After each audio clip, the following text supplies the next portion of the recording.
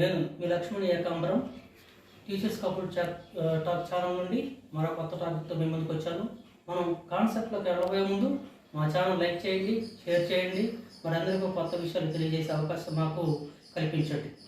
Already last వీడియోలో మనం చర్చించుకున్నాం 10th class ఎగ్జామినేషన్స్కి intermediate examination సంబంధించి ఇంపార్టెంట్ కంటెంట్ తీసుకొని ఆ కంటెంట్ని మనం వీడియో రూపంలో చేస్తామని చెప్పాను. దానిలో భాగంగా ఈరోజు 10th క్లాస్ కంటెంట్ తీసుకొని నాడీ కణం నర్వస్ సెల్ గురించి మీకు ఎక్స్ప్లెయిన్ చేస్తాను. దీనికి ముందు ఆల్రెడీ 10th క్లాస్ వాళ్ళకి government examination time table release చేసింది. మే 2 నుంచి 11 వరకు ఎగ్జామినేషన్స్ ఉన్నాయి. దానిలో హిందీకి ముందు రోజు, అలానే ఫిజిక్స్ ఎగ్జామ్కి ముందు రోజు సెలవులు వచ్చినాయి. ఈ సెలవులు సద్వినియోగం చేసుకుంటూ ఈ రోజు నుంచి మీరు ప్రిపరేషన్ స్టార్ట్ చేసినా కూడా మంచి మార్కులు తెచ్చుకోవడానికి అవకాశం ఉంటుంది. దానిలో భాగంగా మా వీడియో చూస్తూ ఉంటే మీకు ఇంపార్టెంట్ కంటెంట్ని ఈజీగా ఎలా ప్రిపేర్ అవ్వాలనేది తెలుస్తూ ఉంటుంది. అలానే డయాగ్రమాటిక్ క్వశ్చన్స్ ఉంటాయి.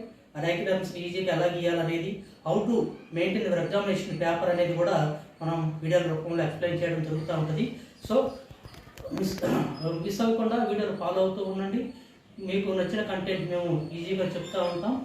మీరు నేర్చుకొని మంచి మార్కులతో 10వ తరగతి పాస్ అవుతామని ఆశిస్తూ టీచర్స్ కపుల్ ఛానల్ నుండి మీ లక్ష్మణ్ ఏకాంబరం.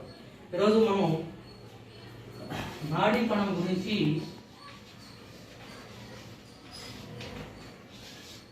దీని ఇంగ్లీష్లో నర్వ్ సెల్ అంటారు.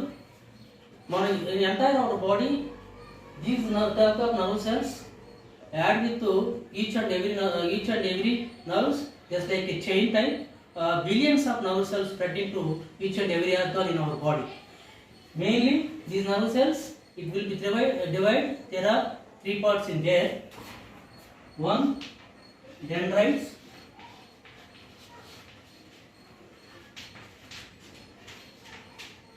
నాడీ కణదేహం.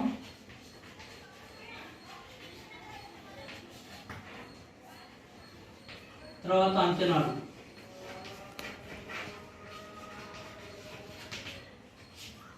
దీనిలో ఫస్ట్ వన్ నాడీ కణదేహం. This is also known as cell body or pericardia in English. Cell body means దీన్ని it's a diagrammatic question. Means ఇది డయాగ్రామ్ డ్రా చేస్తూ డయాగ్రామ్ ద్వారా ఈ క్వశ్చన్ మనం ఈజీగా నేర్చుకోవచ్చు. How to draw the diagram అనేది you can follow me and I will draw this diagram in here.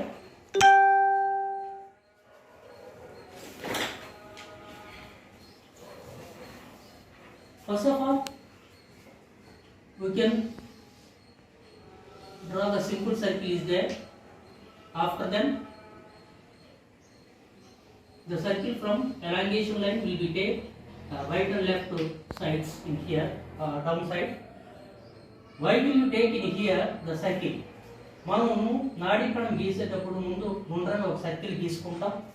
ఈ సర్కిల్ ఎందుకు గీసుకుంటామంటే లోపల ఉన్న స్ట్రక్చర్ నీట్గా మనం డ్రా చేయడానికి అవసరమైన స్ట్రక్చర్ మనకి క్రియేట్ అవ్వడానికి మనం ఈ సర్కిల్ తీసుకుంటాం. After that you can remove the circle. ఈ సర్కిల్ తీసేస్తాం. తీసేసి దీని నుంచి మనం అనదర్ నెక్స్ట్ పార్ట్ని డ్రా చేస్తాం. వాట్ అబౌట్ దిస్ అనేది I will explain to you easily after this. ఇలా సింపుల్గా you can draw the diagram. This is one more inner circle in there. దీన్ని ఇట్ ఈజ్ లైక్ న్యూక్లియస్, కేంద్రకం అంటాం. దీనిలో ఈ entire some granules is there and దీన్ని జీవ పదార్థం అంటాం. వీటిని నిస్సల్ గ్రాన్యూల్స్ అంటాం.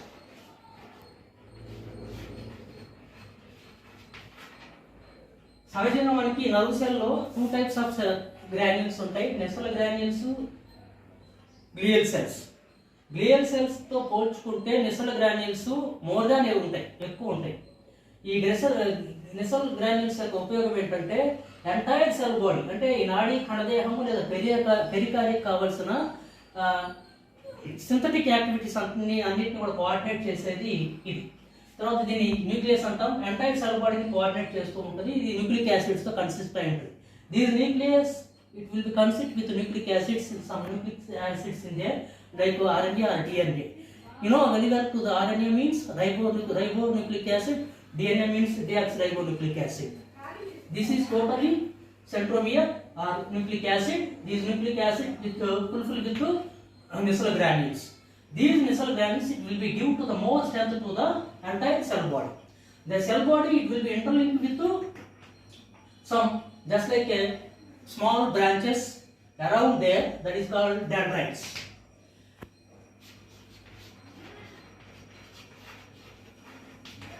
These dendrites add with the effector organ in our entire body, it will be receive the information to the cell body. Body అంటే సెల్ మన శరీరంలో ఇతర కణాల నుంచి సమాచారాన్ని తీసుకోవడానికి డెండ్రైట్స్ ఉపయోగపడతాయి. ఈ సమాచారాన్ని నేరుగా సెల్ బాడీకి అందిస్తాయి. The cell body will be expansion or analyze their nucleus or information. ఇక్కడ వచ్చిన ఇన్ఫర్మేషన్ని ఈ సెల్ బాడీ అనలైజ్ చేసి after then it will be move the another to the clarify answer it will అంటే దానికి తిరుగు సమాధానాన్ని నేరుగా దీని నుంచి పంపిస్తుంది. దీన్నే మనం ఏమంటామంటే axon అంటాం. These axon also it will be covered with some sheet is there, that is called myelin sheet.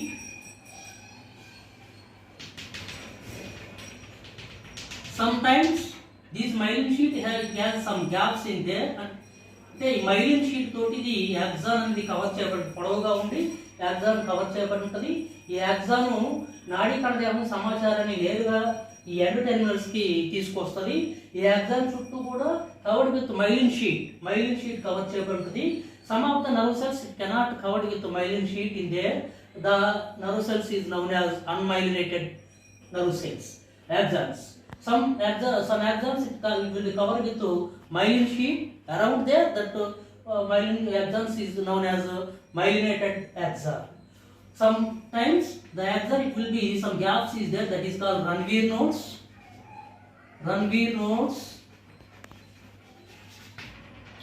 What is the difference between the axon and dendrites? Here dendrites just like a small branches, it will be divide sub branches in there.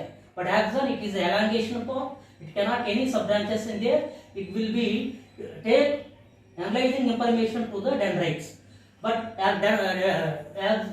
dendrites it will receive the information from afferent organs. Next, these are two is known as end terminals.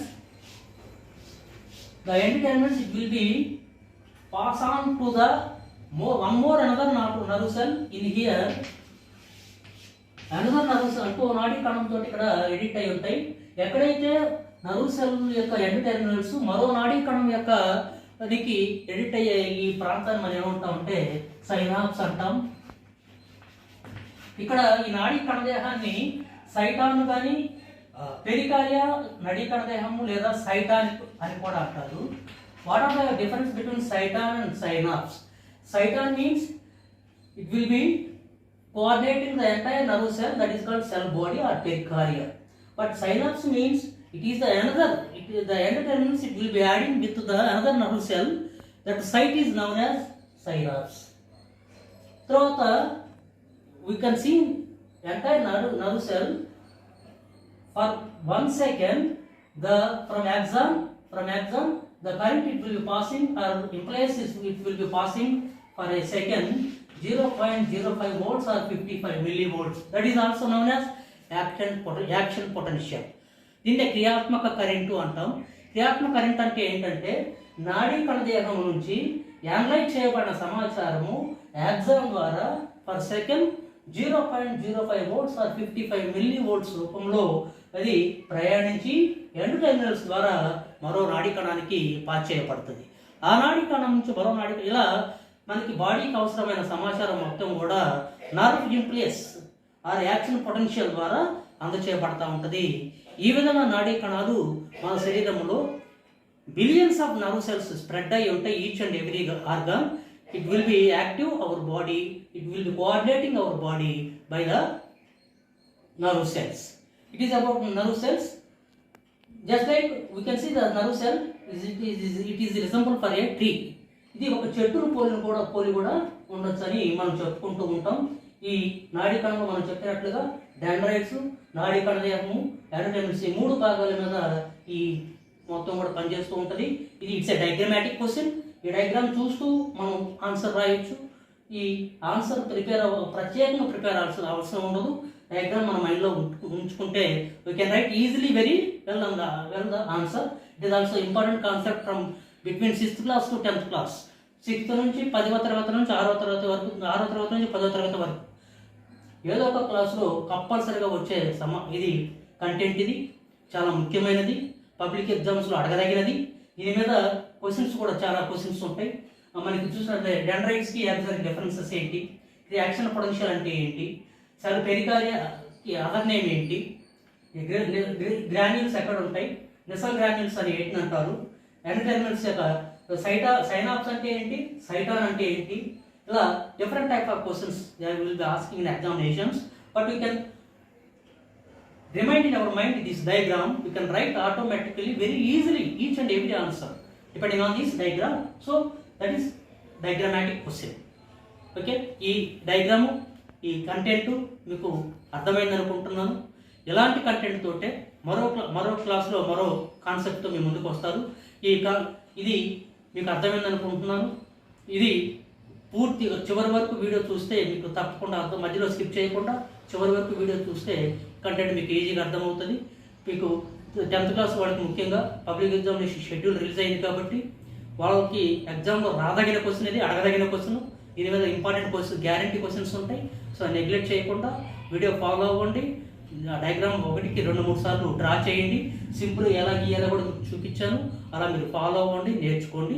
Next క్లాస్లో మరో కంటెంట్తో మీ ముందుకి లక్ష్మణ్ ఏకాంబరం.